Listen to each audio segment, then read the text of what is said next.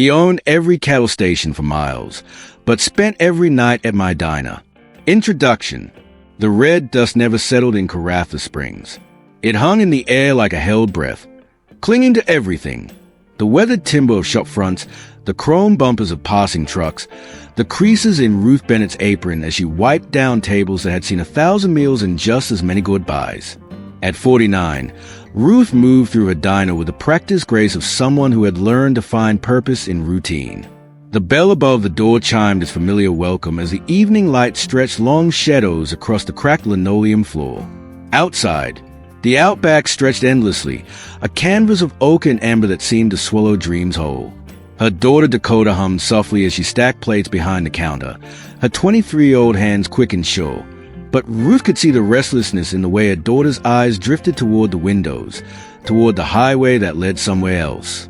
Soon, Dakota would follow that highway to the city, to university, to a life that would unfold far from this dusty corner of the world. Ruth was proud, desperately, fiercely proud, but the knowledge set in her chest like a stone. The diner had been Ruth's anchor through the storm of widowhood, the one thing that remained when everything else had crumbled. Her husband, Tom, had died 3 years ago in a mining accident, leaving behind debts and dreams and a woman who had forgotten how to exist for anyone but others. The diner became a cathedral, the sizzle of eggs on the grill her morning prayer, the satisfied sighs of fed customers her evening hymn. But there was one customer who puzzled her, who had become as much a part of her routine as the first pot of coffee or the last wipe of the counters. James Cartwright arrived every evening at 7:30, his dusty utility parked precisely between the faded white lines outside. He was a man of considerable means. Everyone in Caratha Springs knew that. His cattle station stretched across the horizon like a private kingdom, his name spoken with a kind of respect reserved for those who had conquered the harsh land rather than merely survived it. Yet here he sat, night after night, at the third stool from the left, ordering the same meal, steak, medium rare, with eggs over easy and a cup of black tea so strong it could wake the dead. He ate in silence, left the exact change plus a generous tip, and disappeared into the darkness as quietly as he had come. Ruth had served hundreds of men like him over the years. Station owners, miners, truck drivers, men whose hands told stories of hard work and whose eyes held a particular weariness that came from battling an unforgiving landscape. But there was something different about James Cartwright. Perhaps it was the way he looked at her, not through her as so many did, but at her, as if he saw something worth seeing. Or maybe it was the careful way he folded his napkin when he finished eating, a small gesture of respect in a world where manners had become as rare as rain. Tonight felt different. The air held that electric tension that came before a storm, and the usual sounds of the evening, the distant call of magpies, the rumble of road trains on the highway, the gentle whoosh of a ceiling fan that had rattled for as long as Ruth could remember, seemed muted, expectant. James arrived at his usual time, but instead of taking his customary seat, he lingered at the door. His akubra had cast shadows across his weathered face, and Ruth noticed, perhaps for the first time, how the lines around his eyes spoke not just of sun and wind, but of laughter held back, of words unspoken. "Evening, Ruth," he said, and his voice carried a weight that made her look up from the grill where she was turning his steak. "Evening, James." The usual. He nodded, but remained standing. Dakota glanced between them, sensing something shift in the familiar rhythm of their interaction. The young woman's intuition was sharp, honed by years of reading the moods and needs of diner customers, and she quietly busied herself with tasks that would keep her within earshot but out of sight. James finally took his seat, but when Ruth set his plate before him, he didn't immediately begin eating. Instead, he reached into his shirt pocket and withdrew a small piece of paper, folded carefully. He placed it beside his plate and looked at Ruth with an expression that seemed to hold the weight of the entire Outback sky. "I've been coming here for 8 months," he said quietly, his fork untouched beside his plate. "Every night, same time, same meal. You probably think I'm set in my ways, maybe a little peculiar." Ruth felt her breath catch. In 8 months of serving James Cartwright, they had exchanged perhaps a dozen words beyond the necessary pleasantries of commerce. Now, suddenly, the air between them thrummed with possibility. "Truth is," he continued, his eyes meeting hers across the counter. "I don't come here for the steak, though it's the best in 300 kilometers." The words hung in the air like the last note of a song, beautiful and fragile. Ruth's hands trembled slightly as she wiped them on her apron, and for a moment, the diner felt as vast and silent as a desert beyond its windows. Dakota, sensing the profound shift in the room's atmosphere, quietly retreated to the kitchen, leaving her mother and the mysterious cattleman alone with whatever truth was about to unfold. James pushed the folded paper toward Ruth. "I wrote this down because I'm not good with words when they matter. My ex-wife used to say I could talk a blue streak about cattle and weather, but when it came to feelings..." He shrugged, a gesture both self-deprecating and oddly endearing. Ruth's fingers hesitated over the paper.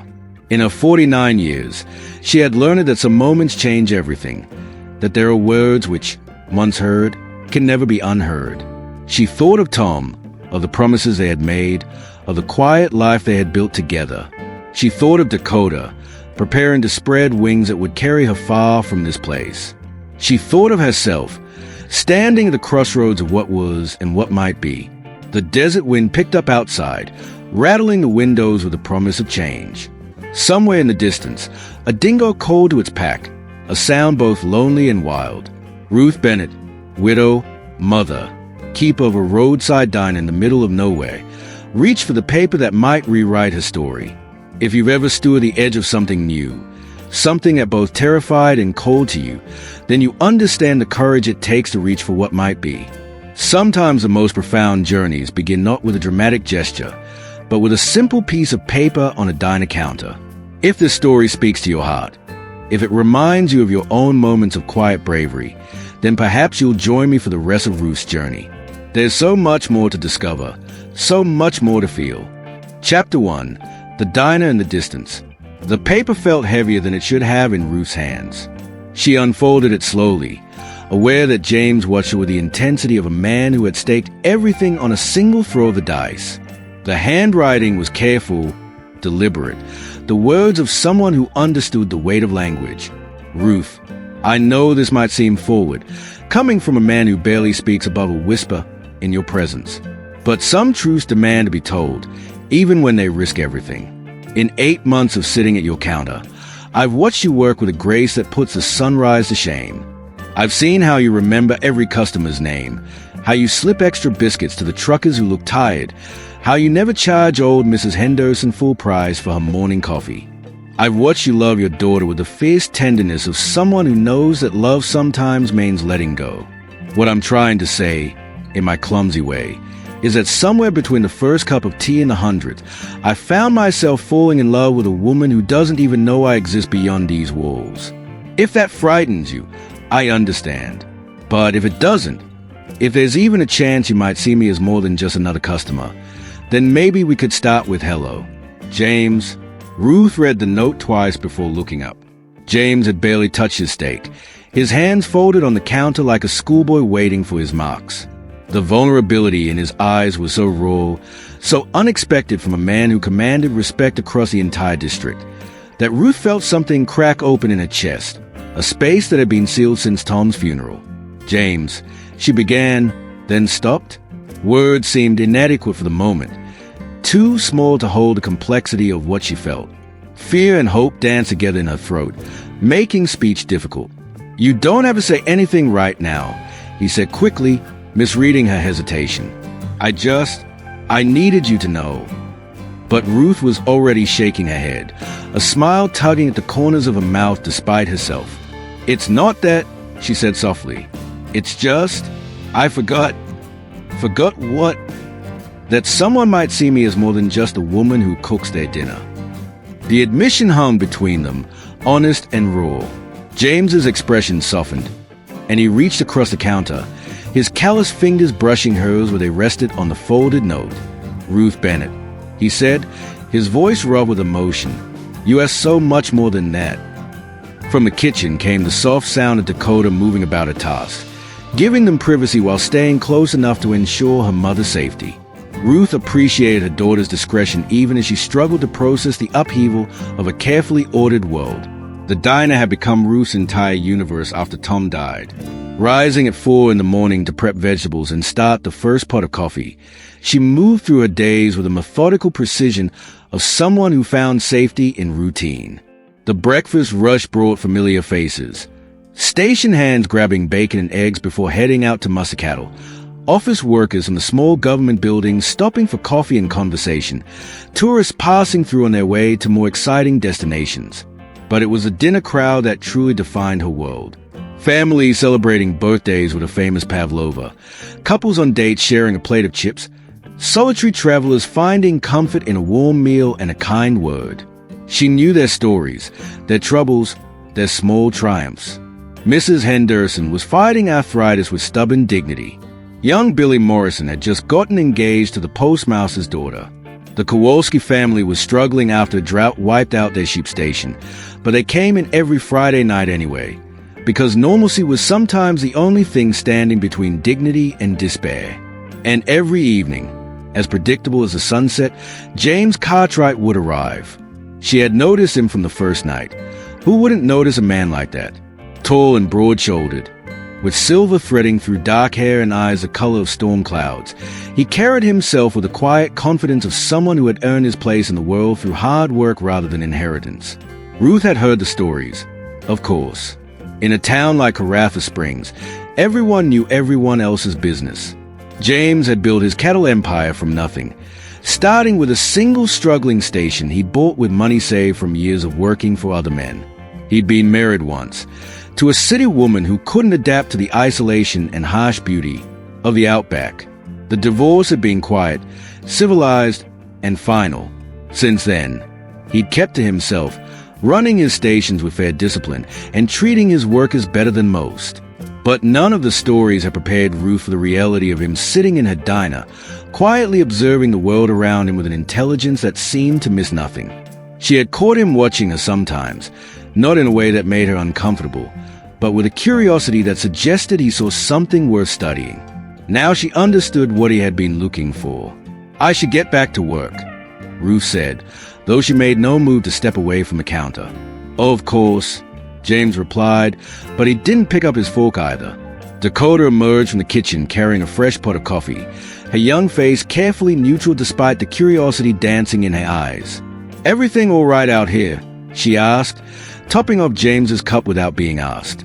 "Fine, love," Ruth said, folding the note and slipping it into her apron pocket. "Just talking."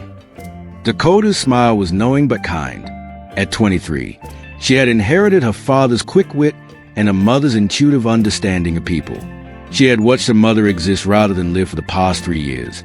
And if someone was finally seeing Ruth Bennett as a remarkable woman she was, then Dakota was prepared to like that someone very much indeed. The evening progressed with a strange new energy humming beneath the surface. James ate his steak and eggs with more attention than usual, occasionally glancing up to catch Ruth's eye. She found herself lingering at his end of the counter more than necessary, refilling his tea, asking if everything was to his liking, searching for excuses to stay near. Other customers came and went. The Hendricks boys grabbing meat pies after football practice, a young couple sharing a milkshake with the giddy intimacy of new love, a truck driver stretching his legs and his stomach on the long haul south. Ruth served them all with a usual warmth and efficiency, but her awareness remained tuned to the quiet man at the counter who had just changed everything. As closing time approached, Dakota began the familiar ritual of cleaning and preparation for tomorrow. She wiped down tables, restocked napkin dispensers, and counted the day's takings while Ruth finished the dishes and James sat nursing his final cup of tea. "I should go," he said finally, though he made no move to leave. "Drive safe," Ruth replied automatically, then caught herself. The weather's supposed to turn tonight. "I will." He stewed, placed his usual payment on the counter along with his tip, then hesitated. "Ruth, would it be all right if I came by tomorrow night? Same time?" The question was so careful, so respectful, that Ruth felt her last defenses crumble. "I'd like that," she said, and meant it. James nodded once, touched the brim of his hat in farewell, and walked out into the gathering darkness. Through the window, Ruth watched him climb into his utility and drive away, his headlights cutting through the night until they were swallowed by distance. "Mom," Dakota's voice was soft, questioning. Ruth turned to find her daughter watching her with eyes full of hope and love. "What do you think of him?" Ruth asked, surprising herself with the question. Dakota grinned, the expression transforming her pretty face into something radiant. "I think," she said carefully, "that it's about time." That night, Ruth lay in a narrow bed in the small apartment above the diner, listening to the familiar sounds of the desert settling into darkness. The note was on her nightstand, read and reread until she could recite it from memory. Outside, the wind was picking up, carrying with it the scent of rain and possibility. For 3 years, she had been existing in a carefully controlled bubble, measuring her days and meals served and bills paid, in conversations that never went deeper than the weather or the price of petrol. It had been safe, predictable, manageable. It had also been slowly killing the part of her that had once believed in magic. James Cartwright was offering her something she had forgotten existed, the chance to be seen, to be valued, to be cherished not for what it could provide but for who she was. The thought terrified and thrilled her in equal measure. Tomorrow he would come again, and this time, Ruth promised herself, she would be brave enough to say hello. Chapter 2, Dust and Truths. The morning brought news that the Mackenzie family was pulling up stakes. Ruth heard it from Mrs. Henderson, who had gotten it from her nephew who worked at the bank, who had heard it from his manager who handled the Mackenzie account. In a town like Caratha Springs, information traveled with the reliability of morning tea, always hot, always strong, always accompanied by a generous serving of speculation. Droughts got them beat, Mrs. Henderson said, settling her arthritic frame onto the familiar stool at the counter. 3rd year running with barely enough rain to wet the dust. Can't keep cattle without grass. Can't make payments without cattle. Ruth poured coffee without being asked. The routine is automatic as breathing. Where will they go? Perth, I heard. Got family there. Mrs. Henderson's voice carried the particular sadness reserved for watching neighbors become memories. That's 3 families gone this year. Makes you wonder who'll be next. The question hung in the air between them, unspoken but understood. In the harsh mathematics of Outback survival, families like the Mackenzies were variables in an equation that didn't always balance. Ruth had seen it before, the slow exodus of those who couldn't match the land's relentless demands, leaving behind empty houses and faded dreams. But not everyone was leaving. Some, like James Cartwright, had learned to read the land's moods, to bend without breaking, to find profit in the spaces between abundance and scarcity. His success wasn't just luck or stubbornness. It was understanding, patience, and the kind of long-term thinking that had built empires in places where others saw only red dirt and impossibility. Ruth found herself thinking about him more than she cared to admit as the day progressed. The note in her apron pocket seemed to carry its own weight, a constant reminder of the evening ahead. She caught herself checking the clock more frequently than usual, aware of time's passage in a way that felt both anticipatory and anxious. Dakota noticed, of course. At 23, she possessed the particular observational skills of young women who had spent their adolescence helping their mothers navigate widowhood. She watched Ruth fuss over the dinner preparations with unusual attention to detail, smiled when she caught her mother adjusting her hair in the reflection of the coffee pot, and said nothing about the fact that Ruth had changed her apron twice. "You know," Dakota said as the afternoon light began to slant through the windows, "I've been thinking about university." Ruth's hand stilled over the potatoes she was peeling. They had discussed Dakota's plans numerous times, always dancing around the central truth that her daughter's departure would leave a hole in Ruth's life that nothing could fill. The acceptance letter came last week. Dakota continued quietly. "I didn't tell you because I wanted to be sure." "Sure of what, love?" Dakota set down the glasses she was polishing and leaned against the counter, her expression serious. "Sure that you'd be all right. Sure that leaving wasn't just abandoning you to manage everything alone." The words hit Ruth like a physical blow, not because they were unkind, but because they revealed the burden her daughter had been carrying. "Oh, Dakota," she breathed, setting aside the potatoes and reaching for her child's hands. "You can't stay because of me. You can't build your life around my fears. But you are afraid, aren't you, of being alone?" Ruth opened her mouth to deny it, then stopped. Dakota deserved honesty, especially now. Terrified, she admitted, but that doesn't make it wrong for you to go. It just makes it necessary. They held each other's gaze across the counter. Two women who had learned to be strong by necessity, who had supported each other through grief and uncertainty and the thousand small challenges of building a life from the pieces of what remained. The semester starts in 6 weeks, Dakota said softly. I'd have to leave by the end of the month. 6 weeks. Ruth felt the number settle in her chest like a stone. 6 weeks to prepare for a loneliness she wasn't sure she could survive.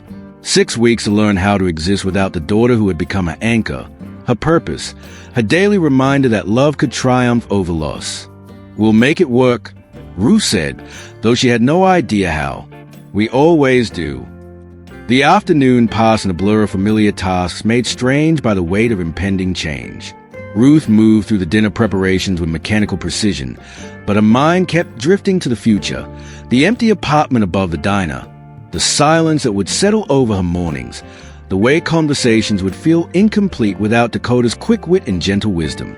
By 7:15, the evening crowd had thinned to a few lingering customers.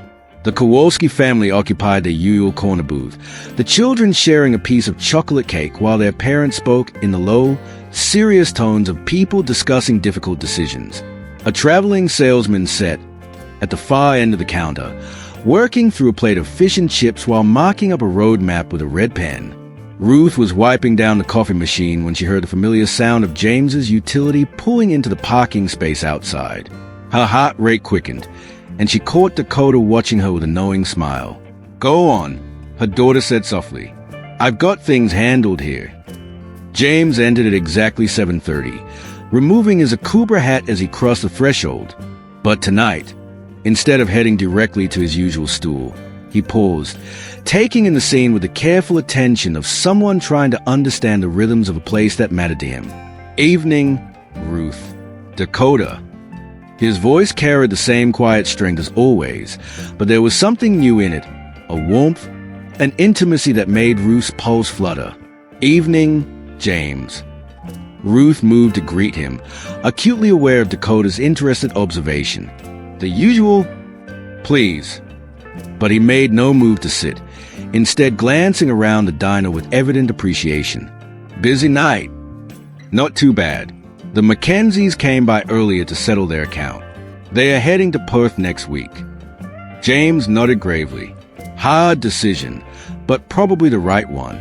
Bill Mackenzie's a good man, just caught in circumstances beyond his control. It was perhaps the longest speech Ruth had ever heard from him, and she found herself hungry for more. You know him well. Well enough.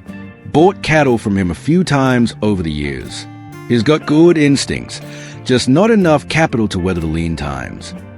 James took his customary seat, but his attention remained focused on Ruth rather than the familiar ritual of ordering dinner. In this business, timing is everything. Know when to buy, when to sell, when to hold fast and when to let go. There was something in his tone that suggested he wasn't talking only about cattle, and Ruth felt her cheeks warm under his steady gaze. She busied herself with preparing his tea, using the familiar motions to steady her nerves. Mum tells me you own several stations, Dakota said, inserting herself into the conversation with the easy confidence of youth. That must keep you busy. James glanced at the young woman, and Ruth saw him reassess her. Not as a child to be politely acknowledged, but as an adult worthy of genuine conversation. 5 stations, total. Each one has its own personality, its own challenges. But yes, it keeps me occupied. Do you live on one of them? The original one, Willow Creek Station, about 40 kilometers north of town. It's where I started, so it feels like home. He accepted the tea Ruth placed before him with a nod of thanks. What about you? Your mother mentioned you have plans beyond the diner. Dakota's eyes lit up with the enthusiasm of someone finally invited to share their dreams. University. Perth. I want to study education, maybe become a teacher. That's a worthy ambition. The world needs good teachers. That's what I keep telling her, Ruth interjected, setting James's dinner before him, though I'll miss having her here. The simple admission carried layers of meaning. Love, pride, fear, and the particular ache of mothers watching their children prepare to fly. James seemed to hear all of it, his expression softening with understanding. "Change is never easy," he said quietly, "but sometimes it's necessary for growth." They talked throughout the meal, the conversation flowing with surprising ease. James asked thoughtful questions about Dakota's plans and listened to her answers with genuine interest. He spoke about his own experiences, leaving home at 17 to work for other station owners, the long years of saving and learning, the risks that had finally paid off. Ruth found herself drawn into the discussion, sharing stories about the diner's history, the challenges of running a business in such a remote location, the satisfaction of providing a gathering place for the community. She talked more in that single evening than she had in months, rediscovering the pleasure of genuine conversation with someone who seemed genuinely interested in her thoughts and experiences. As the evening progressed, other customers departed until only the three of them remained. Dakota eventually retreated to the kitchen to begin the closing routine, leaving Ruth and James alone with the comfortable silence that had developed between them. "I've been thinking about your note," Ruth said finally, her voice barely above a whisper. James set down his fork, his attention completely focused on her. And I think I'd like to start with hello too." His smile transformed his entire face, revealing a warmth and joy that made Ruth's breath catch. "Hello, Ruth Bennett." "Hello, James Cartwright." They looked at each other across the counter, two middle-aged people discovering that it was possible to begin again, that hearts thought permanently closed could still crack open to let in light. Outside, the wind had picked up, rattling the windows with the promise of the storm that had been building all day. But inside the diner, surrounded by the warmth of good food and honest conversation, Ruth felt safer than she had in years. "Would you like to take a drive with me sometime?" James asked. "I could show you Willow Creek, maybe pack a picnic lunch." The invitation was simple, innocent, and absolutely terrifying. Ruth hadn't been on anything resembling a date since before Tom died. The thought of stepping outside her carefully constructed routine, of trusting someone new with her company and conversation, sent panic fluttering through her chest. But James was waiting patiently, his expression hopeful but without pressure, and Ruth remembered the words he had written. "If there's even a chance you might see me as more than just another customer, then maybe we could start with hello." They had started with hello. Perhaps it was time to try something more. "I'd like that," she said, and meant it. Thunder rumbled in the distance, the first herald of the storm finally breaking. James glanced toward the windows, then back at Ruth, reluctance clear in his expression. "I should head home before this hits in earnest," he said, standing and reaching for his wallet. "Drive carefully," Ruth replied, then impulsively added, "James, thank you for the note, for tonight, for everything." He touched the brim of his hat in farewell, his eyes warm with promise. "Thank you, Ruth, for giving an old cattleman a chance." As his headlights disappeared into the storm-darkened night, Ruth began the familiar routine of closing the diner. But tonight, every motion felt different, charged with possibility. Dakota hummed as she worked, occasionally catching her mother's eye with expressions of encouragement and joy. "So," Dakota said as they finished the last of the cleaning, "James Cartwright." Ruth folded the dish rag carefully, buying time to organize her thoughts. "What do you think?" "I think," Dakota said, echoing her words from the previous night, "that it's about time, and I think Dad would approve." The mention of Tom should have brought the familiar stab of guilt and grief. Instead, Ruth felt only a gentle warmth, as if a late husband's love was blessing rather than hindering this new beginning. Perhaps that was growth, learning that love didn't diminish by being shared, that moving forward wasn't the same as moving away from what had been precious. "I love you, Dakota," Ruth said, pulling her daughter into a fierce embrace. "I love you too, Mom, and I'm proud of you." That night, Ruth lay awake listening to the storm rage outside her windows, but for the first time in years, the sound didn't make her feel small and alone. Tomorrow would bring new possibilities, new challenges, new reasons to believe that even in the harsh landscape of the Outback, beautiful things could grow. 6 weeks until Dakota left. But now, Perhaps Ruth wouldn't face the future entirely alone. Chapter 3. The Letter and the Lightning. 3 weeks passed in a rhythm that felt almost like dancing. James came to the diner every evening, his presence becoming as essential to Ruth's day as sunrise or the first pot of coffee. They talked about everything and nothing. The weather patterns that dictated life in the Outback, the books Ruth read during quiet afternoons, the challenges of managing cattle across thousands of acres of unforgiving land. He brought her small gifts that spoke of thoughtfulness rather than wealth, a book of poetry he thought she might enjoy, a bag of perfect peaches from a tree growing near his homestead's kitchen window, a small wind chime carved from local wood that now hung outside the diner's front door, its gentle music greeting every customer who entered. Ruth found herself looking forward to 7:30 with an anticipation that was both thrilling and terrifying. She caught herself fixing her hair more carefully, choosing her clothes with new attention to how they looked rather than simply how practical they were. Dakota watched these small transformations with approval and gentle teasing, clearly delighted to see her mother rediscovering parts of herself that had been dormant since Tom's death. The promised picnic had been postponed twice due to the demands of James's business. A problem with poisoned water at one station, a difficult negotiation with buyers that required his personal attention. But he always explained, always apologized, and Ruth began to understand the weight of responsibility he carried. 5 cattle stations didn't run themselves, and the welfare of his employees and livestock depended on decisions only he could make. "He's a good man, Mom," Dakota said one afternoon as they prepared for the dinner rush. "You can see it in how he treats people. He talks to Billy Morrison the same way he talks to Mr. Peterson from the bank. Not everyone does that." Ruth knew her daughter was right. In the 3 weeks since James had left his note, she had observed him interact with various customers and community members. He was unfailingly polite to everyone, but more than that, he was genuinely interested in people's lives, their struggles, their small triumphs. When old Mrs. Henderson mentioned her arthritis was acting up, he quietly asked Ruth to pass along the name of a doctor in Perth who had helped his foreman's wife with similar problems. When young Tommy Fitzgerald came in with his parents, still recovering from a horse accident, James spent several minutes talking to the boy about the importance of proper protective equipment, not in a lecturing way but with a respect due to one horseman addressing another. But it was the way James looked at Ruth that made her pulse quicken and her carefully constructed defenses crumble a little more each day. He saw her, not the efficient diner owner, not the grieving widow, not Dakota's mother, but Ruth herself. In his storm-colored eyes, she glimpsed a reflection of the woman she used to be, the woman she might yet become again.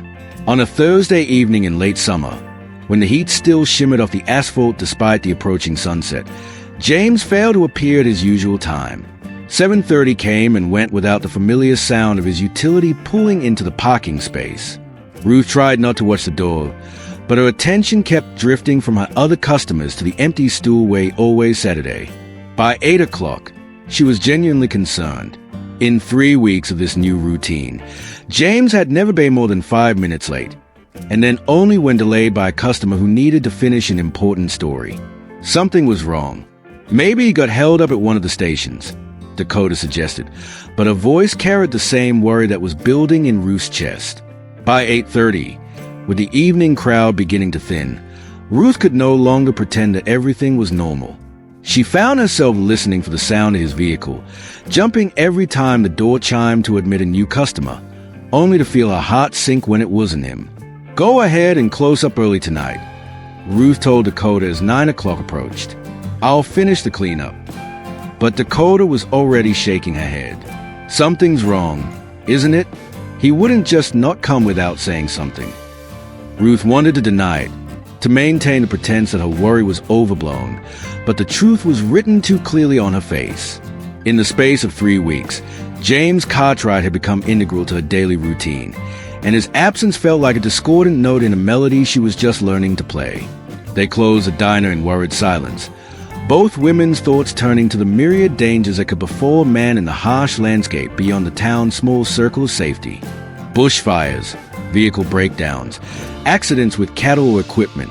The Outback was beautiful but unforgiving, and even experienced men like James weren't immune to its hazards. That night, Ruth lay awake listening to the wind howl around the building, carrying with it the scent of smoke and dust and something that might have been distant rain. The weather had been building towards something for days, the air pressure dropping and the horizon flickering with heat lightning that promised storms but delivered only false hope. By morning, her worry had crystallized into genuine fear. She moved through the breakfast rush with mechanical efficiency, but her attention kept drifting to the empty road beyond the windows, hoping to see the familiar shape of James's utility approaching through the heat shimmer. Mrs. Henderson arrived for her usual morning coffee, bringing with her the kind of news that confirmed Ruth's worst fears. "Fire out at Breakaway Ridge," she announced, settling onto her usual stool with the gravity of someone delivering important intelligence. "Started yesterday afternoon, according to my nephew. They got crews out there fighting it, but the wind's not helping." Ruth's hand stilled over the coffee pot. Breakaway Ridge was one of James's stations. She was certain of it. He had mentioned it in passing during one of their evening conversations, describing the challenges of managing cattle in that particular terrain. "Anyone hurt?" she asked, proud of how steady her voice sounded despite the panic rising in her throat. "Haven't heard of any injuries, but it's still burning. Could be days before they get it under control." Mrs. Henderson accepted her coffee gratefully, unaware of the impact her news was having. Always worry about the station owners during fire season. They never want to leave until the last possible moment, and sometimes the last possible moment comes too late. Ruth moved through the rest of the morning in a haze of worry and forced normalcy. She served breakfast to the usual crowd, smiled at the appropriate moments in conversations, and went through all the familiar motions of running the diner. But inside, she was imagining James fighting the flames that threatened his cattle and his livelihood, possibly alone, possibly in danger. Dakota watched her mother with growing concern, recognizing the signs of barely controlled anxiety in the way Ruth's hands trembled slightly when she thought no one was looking, in the way her eyes kept drifting toward the windows as if she could will James's vehicle to appear through sheer force of hope. "Mom," Dakota said gently during a lull between customers, "he's probably fine.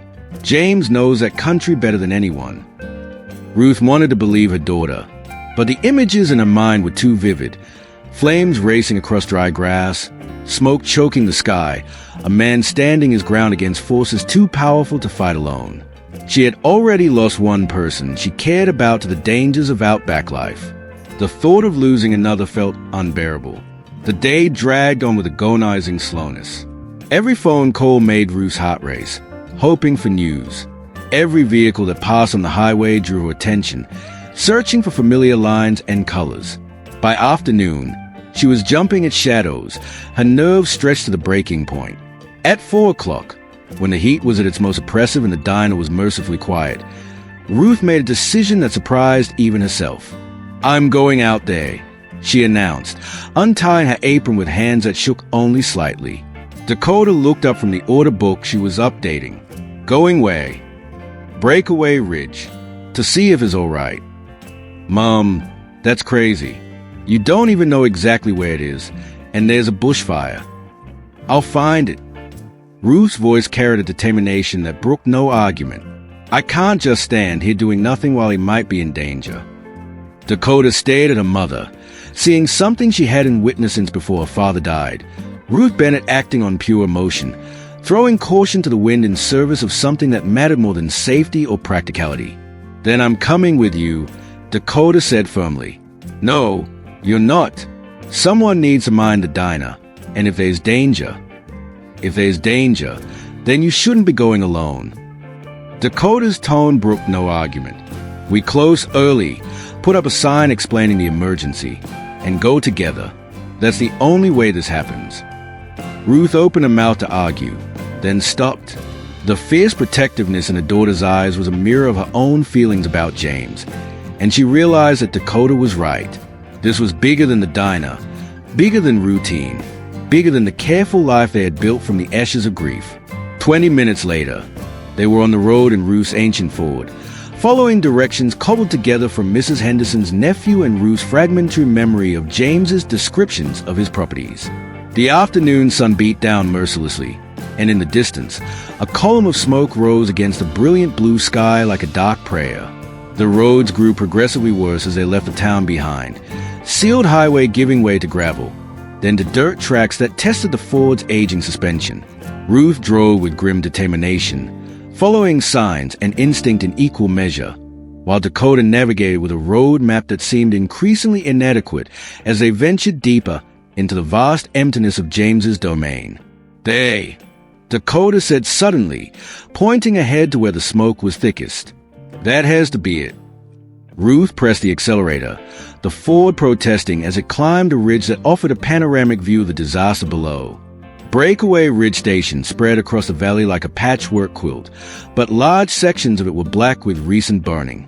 Fire crews had established command posts near what appeared to be the main homestead, their trucks and equipment creating an organized chaos against the desolate landscape. And they, standing beside a water tanker with his shirt sleeves rolled up and as streaking his face, was James. Ruth's relief was so intense it made her dizzy. She parked the Ford at a safe distance from the emergency vehicles and walked toward him on legs that felt unsteady, Dakota close behind her. James looked up as they approached. Surprise and something else, gratitude, perhaps, or joy, flickering across his smoke-darkened features. "Ruth!" His voice was hoarse from smoke and shouting orders. "What are you doing here?" "You didn't come to dinner last night," she said simply, as if that explained everything. Perhaps it did. For a moment, they stood looking at each other across the chaos of the fire scene, two people recognizing that something fundamental had shifted between them. Then James stepped forward and pulled Ruth into his arms, holding her with a desperation that spoke of fear, face, and survive, of connections that ran deeper than either of them had dared to acknowledge.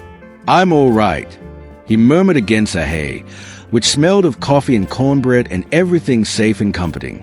"Lost about 1,000 acres of pasture and some outbuildings, but the cattle are safe and the homestead's intact. Could have been much worse." Ruth pulled back to look at him, taking in the exhaustion etched in every line of his face, the ash that streaked his clothes and skin, the way his hand shook slightly with fatigue. "You should have sent word somehow. I was terrified something had happened to you." "The phone lines went down when the fire reached the main road," he explained. "I've been out here for 36 hours straight. Couldn't leave while there was still a chance of saving more of the property." "Of course you couldn't," Ruth said, understanding completely. This land was his life, his legacy, his responsibility to the people who depended on him for their livelihoods. But the fear she had experienced, the hollow ache of not knowing, had shown her something about herself that she wasn't sure she was ready to face. A fire captain approached, interrupting the moment with news that the last of the hot spots had been contained. The immediate danger was over, though crews would remain on site for another day to ensure no flare-ups occurred. "We should get you home," Ruth said, noting the way James swayed slightly on his feet. "When did you last eat?" "Yesterday morning, I think." He ran a hand through his hair, dislodging more ash. "Been running on tea and adrenaline since then." "Come back to town with us," Dakota suggested. "Mom can cook you a proper meal, and you can get cleaned up." James looked between them. These two women who had driven into potential danger simply because they cared about his well-being, and Ruth saw something crack open in his expression, a vulnerability that spoke of years of facing crisis alone, of carrying burdens without anyone to share the weight. "I'd like that," he said quietly, "if you don't mind the company of a man who smells like smoke and exhaustion." The drive back to town was subdued, James sleeping fitfully in the passenger seat, while Dakota drove her mother's Ford with careful attention to the rough roads. Ruth kept glancing at him, noting the lines of weariness around his eyes, the way his hands remained clenched even in sleep, as if he couldn't quite believe the danger had passed. Back at the diner, she insisted he use a shower in a small apartment while she cooked. She prepared his usual steak and eggs, but added fresh bread, sliced tomatoes from a small garden, and a piece of the apple pie she had been saving for a special occasion. If surviving a bushfire wasn't special enough, Ruth couldn't imagine what would be. When James emerged from the shower, clean and wearing one of Tom's shirts that Ruth had found in the back of a closet, he looked younger somehow, more vulnerable. The shirt fit well enough. Tom had been a big man too, and Ruth felt only a moment's pang at seeing another man wear a late husband's clothes. Mostly, she felt grateful that she had something to offer. "Better?" she asked, setting the loaded plate before him at the counter. Much. He began eating with the focused intensity of someone truly hungry, but paused between bites to look at her with an expression that made her pulse quicken. Ruth, I need to tell you something. Her heart clenched. What? When I was out there, fighting the fire, all I could think about was whether I'd survive to see you again, whether I'd get to keep our evening conversations, whether I'd have the chance to take you on that picnic we keep postponing. He set down his fork, his attention completely focused on her. I realized that somewhere in the past few weeks, you've become the most important part of my day. Hell, the most important part of my life. Ruth felt her breath catch. James, I know it's fast. I know we are both carrying baggage from our past, but I can't pretend anymore that what I feel for you is casual friendship. His voice was rough with exhaustion and emotion. I'm in love with you, Ruth Bennett. Completely, terrifyingly in love with you. The words hung in the air between them, honest and raw and absolutely terrifying. Ruth thought of all the reasons this was impossible. The difference in their circumstances, the complexity of her relationship with Dakota, the fear that opening her heart again would only lead to more loss. But then she looked at this man who had driven himself to exhaustion protecting what mattered to him, who had risked his safety for his responsibilities, who looked at her as if she were the answer to questions he'd been asking his whole life. I love you too, she whispered, the words feeling both foreign and completely right. God help me, I love you too. James stood and moved around the counter to where she waited, cupping her face in hands that smelled of soap and smoke, and something essentially him. When he kissed her, Ruth felt the last of her defenses crumble, felt herself opening to possibilities she had thought were lost forever. Dakota, who had been tactfully cleaning tables in the far corner of the diner, cleared her throat softly. Should I put up the closed sign? She asked with a grin that suggested she heartily approved of this development. Ruth laughed against James's lips, feeling lighter than she had in years. That would probably be wise. Outside, the wind chime James had given her sang its gentle song, and somewhere in the distance, thunder rumbled with the promise of the storm that had been building for days. But inside the diner, surrounded by the warmth of honest emotion and the possibility of new beginnings, Ruth Bennett felt ready for whatever weather might come. Chapter 4. A Second Sunrise. The storm that had been threatening for days finally broke that night, sending sheets of rain against the diner's windows with the fury of weather too long held back. Ruth lay awake listening to the deluge, but for the first time since Tom's death, the sound didn't make her feel small and alone. Instead, she felt connected to something larger than herself, to the land that was being nourished, to the man sleeping in the room down the hall that she had prepared for him, to a future that suddenly seemed rich with possibility. James had protested taking a bed, insisting he could sleep on the couch in the diner's main room. But Ruth wouldn't hear of it.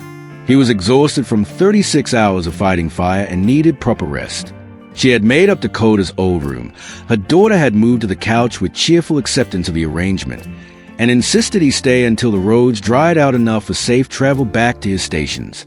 The rain continued through the morning, a steady downpour that turned the dusty streets of Caratha Springs into temporary rivers and made travel anywhere inadvisable. Ruth opened the diner as usual, but the weather kept most customers away, leaving her with unexpected time to simply be with James as he recovered from his ordeal. He helped with the morning preparations despite her protest, his presence in her kitchen both strange and perfectly natural. They moved around each other with surprising coordination, as if they had been sharing this space for years rather than hours. When their hands brushed as they reached for the same mixing bowl, when he steadied her as she stretched to reach something from a high shelf, Ruth felt the rightness of it settle into her bones. You don't have to wait on me, James said as she poured his third cup of coffee. I'm feeling more human this morning. Let me, Ruth replied softly. It's been a long time since I had someone to take care of. The admission was more revealing than she had intended, but James accepted it with the gravity it deserved. It's been a long time since someone wanted to take care of me, he said quietly. Dakota, who had been tactfully giving them space while managing the few customers who braved the weather, caught Ruth's eye and smiled.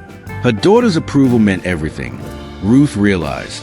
Dakota could have seen James as an intruder, a threat to the close relationship they had built through years of mutual dependence.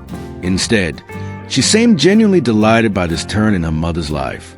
By afternoon, the rain had gentled to a steady sprinkle, and the immediate crisis of the fire seemed like something from another lifetime. James used Ruth's phone to check on his other stations and coordinate with his foreman, but the conversations were brief and businesslike rather than urgent. The emergency was truly over. "I should head back tomorrow," he said as evening approached, though his tone suggested reluctance. "Need to assess the damage properly.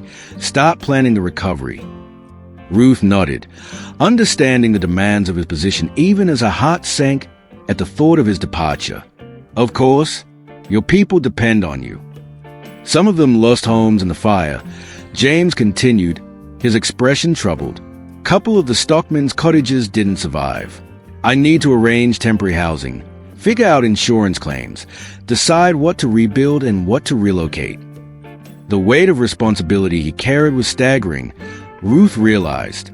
Hundreds of people's livelihoods depended on the decisions he made, on his ability to rebuild and recover from disaster. It was a burden that would have crushed smaller men, but James wore it with quiet dignity. "Is there anything I can do to help?" she asked, then felt foolish. What could a diner owner possibly contribute to the complex business of station management? But James looked at her with an expression of such gratitude that Ruth knew her offer, however small, mattered to him. "Just knowing you're here helps more than you know," he said. These past weeks, having something good to look forward to every evening, it made everything else bearable. They were interrupted by the arrival of Mrs. Henderson, who had braved the weather in search of news and gossip. She settled onto a usual stool with the satisfaction of someone who had successfully navigated treacherous conditions in pursuit of information. "Heard you were out at the fire yesterday, Ruth," she said without preamble. "Caused quite a stir around town." Ruth felt her cheeks warm, suddenly aware that her impulsive drive to find James would become part of Caratha Springs folklore, subject to interpretation and embellishment by everyone who heard the story. "Just wanted to make sure everyone was all right," she said carefully. Mrs. Henderson's sharp eyes moved between Ruth and James, taking in the subtle signs of their changed relationship with the skill of someone who had been reading people for 70-plus years. Her smile was knowing but kind. "Course you did, dear. Natural thing to worry about a friend." The emphasis on friend was slight but unmistakable. "How are you holding up, Mr. Cartwright? Must have been a terrible scare." James accepted the woman's concern graciously, answering her questions about the fire with the patience of someone who understood that information was a form of currency in small towns, that sharing details was part of his responsibility to the community. As the conversation continued, Ruth found herself studying the interaction with new eyes. This was what her life would become if she chose to build something with James. Public scrutiny, questions about her choices, speculation about their relationship. In a town the size of Caratha Springs, privacy was a luxury that didn't exist, especially for someone as prominent as James Cartwright. The thought should have frightened her. Instead, Ruth found herself oddly comforted by it. There was something reassuring about being part of a community that cared enough to be curious, that would watch out for her welfare even as they gossiped about her business. After Mrs. Henderson left, armed with enough information to fuel conversation for days, Ruth and James found themselves alone in the gathering dusk. Dakota had gone upstairs to pack for her departure. The acceptance letter had come with a firm deadline that allowed no more delays. "She's remarkable, your daughter," James said, watching Dakota through the window as she loaded boxes into Ruth's Ford. "You should be proud."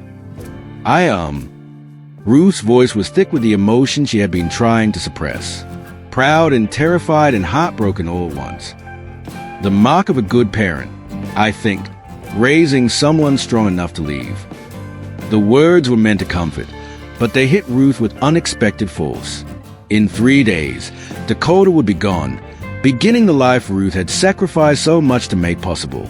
The diner would feel enormous and empty, her conversations limited to the familiar patterns of customer service and small talk. Except now there was James. "What happens next?" she asked quietly, not entirely sure she wanted to hear the answer. James was quiet for a long moment, his attention seemingly focused on the rain-darkened street outside. "I don't know," he admitted finally. I'm 55 years old, Ruth. I've been married and divorced. I built something substantial from nothing. I've learned to be content with my own company. I never expected to feel this way about anyone again. And now, he turned to look at her, his storm-colored eyes serious. Now I can't imagine going back to the way things were. I don't want to eat dinner alone every night. Don't want to drive home to an empty house. Don't want to face whatever comes next without you beside me. Ruth's heart hammered against her ribs. What are you saying? I'm saying I want to build something with you. I don't know exactly what shape it will take, but I know I want you in my life in every way you're willing to be there. He reached across the space between them, taking her hands in his. I'm not asking you to give up the diner or change everything about your life. I'm asking if there's room in it for an old cattleman who's fallen completely in love with you. The proposal was practical and romantic in equal measure, perfectly suited to who they were and what they needed. Ruth thought of the long evenings ahead, the empty apartment upstairs, the gradual fading of purpose that awaited her as Dakota built her own independent life. Then she thought of sharing those evenings with James, of having someone to talk with about the day's small victories and defeats, of waking up beside someone who saw her as more than just a woman who cooked his dinner. There's room, she whispered. There's so much room. James's smile was radiant, transforming his weathered face into something beautiful. He leaned forward and kissed her, and Ruth felt the last pieces of a carefully constructed solitude fall away. They were interrupted by Dakota's return, her arms full of boxes and her expression carefully neutral. Don't mind me, she said cheerfully, just pretending I didn't see anything. Ruth laughed, feeling giddy with happiness and possibility. Dakota, James, and we are going to figure it out as we go. James finished diplomatically, but his hand remained firmly clasped in Ruth's. Dakota set down her boxes and looked at them both with an expression of profound satisfaction. Good, she said simply. You both deserve to be happy. The next morning dawned clear and bright, the storm having washed the world clean and left behind air that smelled of wet earth and growing things. James prepared to return to his stations, but the goodbye felt different from all the others, temporary rather than final, a brief separation rather than an ending. I'll be back tomorrow night, he promised, standing beside his utility in the morning sunshine. Might be a little later than usual, a lot of cleanup to organize, but I'll be here. I'll be waiting, Ruth replied, and meant it in ways that went far beyond their usual dinner appointment. As she watched him drive away, Ruth felt not the familiar pang of loss but the sweet anticipation of reunion. For the first time in years, tomorrow held promise rather than just obligation. Dakota left the following day, her departure both heartbreaking and hopeful. Ruth cried as she hugged her daughter goodbye, but the tears felt clean rather than desperate.